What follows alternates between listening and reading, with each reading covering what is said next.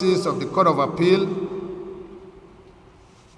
you have just taken the oath to pledge your allegiance to the dictates of the Almighty God and the Constitution.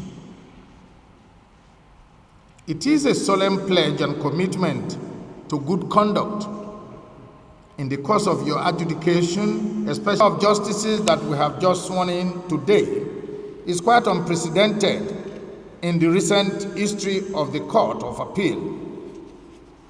The last time we recently had a large number like this was on the 28th June, Monday 2021, when 18 justices were sworn in. That in particular was preceded by that of Monday 5th of November 2012, when 12 justices were inaugurated into the court. Today's ceremony is an indication of the perilous times that we are currently in, which has resulted in an upsurge in litigation.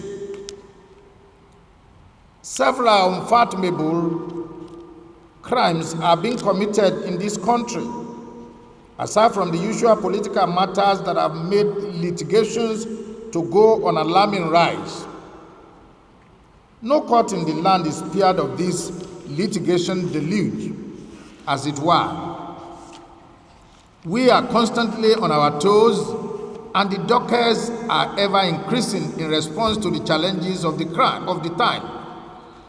This underscores the fact that Nigeria is fast emerging as a frontline crime-infested country that we all have to urgently curtail. The enormous task of cleaning the urging table rests squarely on your lordships. So, you must hastily fasten your belt and roll up your sleeves to face the challenges head on. In other words, you should hit the ground, speeding at a supersonic velocity and not just running. You must redouble your pace to catch up with the expectations of the sprawling community of litigants. As judicial officers, you have a defined mandate on earth that you must discharge with unveiled honesty and sincerity. You must give good account of yourselves to justify your elevation to the Court of Appeal. In the next couple of months, we shall be having 2 governorship elections in Edo and Ondo states. As usual, the courts will be besieged with plethora of petitions. It is our statutory duty to hear all matters that come before us and adjudicate according to the laws of the land. We must not falter, and we must not tread the path of infamy. Yes, it is true that we cannot please everyone through our actions and work, but with the right application of the law and the Constitution of the land, which we all have collectively pledged to uphold, we can go a long way to do those things that our conscience will be very proud of, and the generality of the Nigerian citizens will equally be happy about. Every position we attain in life always avails us that unique opportunity to do something novel and impactful, especially if there was any previous act of wrongdoing or misapplication of discretion. With your lordship's elevation to the higher bench today, you have to be very mindful of the enormous confidence the public is now reposing in you vis-a-vis their expectations. Like is often said, to whom much is given, much more is expected. Your lordships must not rest on your horse, as the onus now lies more heavily on you to discharge your judicial duties more dispassionately, discretionally, and transparently. So, you must individually and collectively guide your loin to do more to earn lasting trust and integrity. Your conduct and disposition must tally with the yearnings and aspirations of the generality of the citizenry. I have made it known at different fora that we have been treated to an unpalatable cocktail of misleading and conflicting judgments and rulings.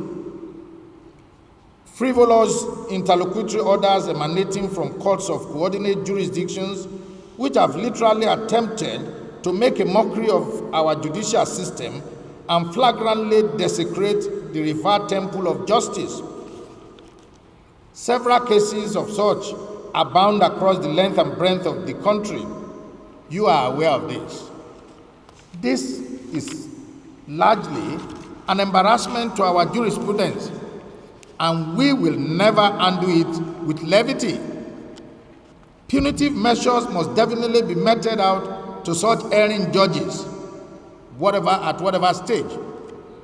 We have already activated the process of reining in such errant judges with a view to making them face the consequence of their despicable and odious conduct. As judicial officers, we have to continually remind ourselves the fact that we are not occupying our respective positions to serve ourselves, but the Nigerian masses, and the best way we can serve them is by doing what will make them feel safe in our hands, and also trust us to always deliver the right judgments that will not be tainted by sentiments, emotions, or other clandestine considerations. I congratulate your lordships for making the list, and with you, and I wish you the best that you can achieve in this strategic position you now occupy.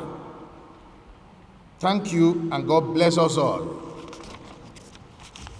Changed, and your acquaintances too have to be instantaneously reviewed and reordered to align with the current reality of your new status. In the oath that you had solemnly taken, each of you said you will be faithful and you will bear true allegiance to the Federal Republic of Nigeria,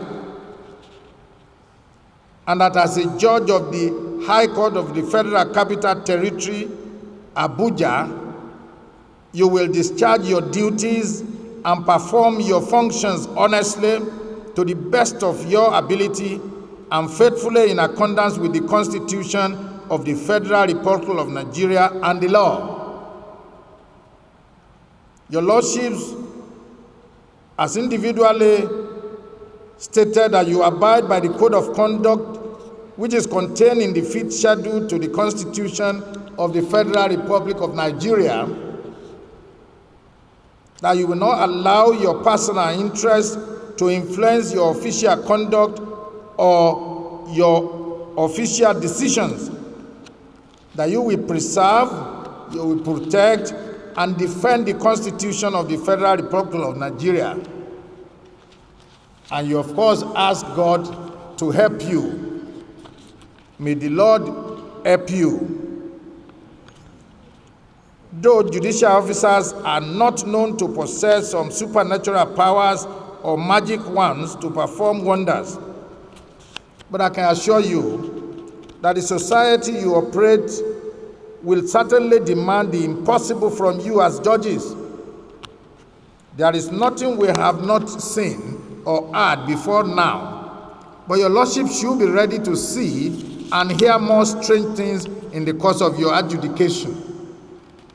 Even though I rejoice with your lordships on this very important appointment, I still sympathize with you for the many troubles, discomfort, and verbal assaults and uncomplimentary remarks that will be made about you by various litigants in the course of your adjudication, especially if your conscience is not directly regulating your conduct. We are all humans, no doubt, but you display the humanism in you by doing those extraordinary things that people will ordinarily say you cannot do. That is what distinguishes those with integrity and passion for success from those with unenviable pedigree and dysfunctional moral compass. Like I always say, appointment to the bench is not an appointment to affluence, faggery, influence, or unholy acquaintance with people of unenviable character that may appear before you in different guises and make you do what is offensive to the law. You must shun unmerited wealth, dishonest disposition, and ostentatious lifestyle born out of corrupt acquaintances. The National Judicial Council will never rest on his words in fishing out the bad eggs within the judiciary and consigning them to odium. You can only run, but certainly won't have the capacity to hide from the long arm of our disciplinary apparatus. Your lordships should never engage in any act that may make you regret ever being a judicial officer. I pray it does not happen anyway, because the consequence will be dearer and more pungent than you may ever have imagined. The entire letters and words of the oath your lordships have just taken must be engraved on the template of your hearts and be rightly applied in all your adjudications. This is a bond that you should collectively etch in your hearts and allow to serve as a far moral compass while adjudicating in all matters that come before you.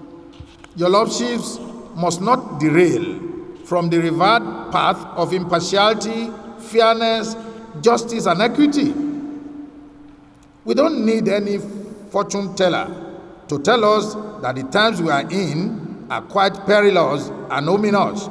So, we seriously need judicial officers with the right character content that are equally calculative, honest, objective, dispassionate, and immensely humble to take us to the highest pedestal of image and reputation rating. Your appointments to the bench at this crucial and challenging time of our national history are not by accident, but by the divine will of the Almighty God. You should be led by wisdom and guided by your conscience on this solemn voyage of self-actualization. I congratulate your lordships for being counted first among your equals. I wish you the best of luck and sincerely hope that you will emerge as shining examples among your contemporaries that we shall all be proud of. The new page that has just been opened in your lives must contain opulent contents that will speak favorably about you in the future. I sincerely congratulate members of your family also, and I hope they are prepared to cooperate with you in all ramifications. I thank you all for listening.